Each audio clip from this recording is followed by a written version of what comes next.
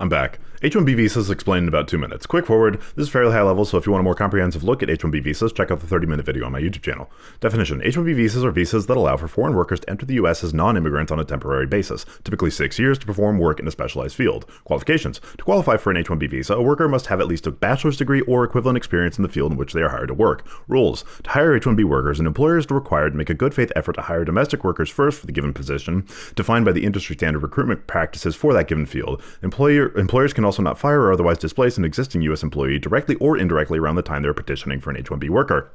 Protections also exist for the H1b worker. The company must provide the H1b worker with the hire of the prevailing wage or what they pay their existing employees for equivalent roles.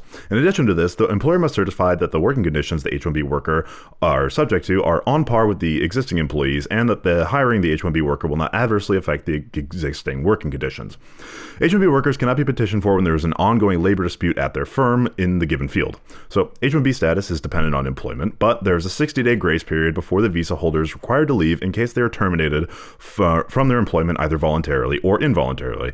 During this time, they are allowed to seek new H1b employment or change their non-immigrant status. If they're not able to do so or do not wish to, the employer must cover the cost of them returning to their country of origin. The cap. H1b visa issuances are subject to a base cap of $65,000 for a given year with notable exemptions. There's an additional $20,000 visa cap that H1b workers who hold an advanced degree, so master's or higher from a U.S. institution, qualify for.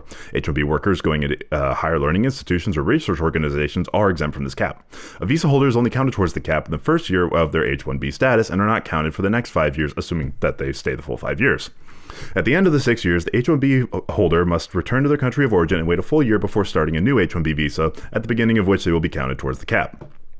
To obtain an H1b visa. Obtaining an H1b visa starts with the employer, not the employee, registering for the H1b lottery. Because of the cap, the government uses a lottery system to award employers the opportunity to hire H1b workers. If a petition is selected from the lottery, the employer signs a labor condition application attesting that they adhere to the aforementioned rules. Once that is approved, they are able to file a final form that allows the employee to obtain their H1b visa.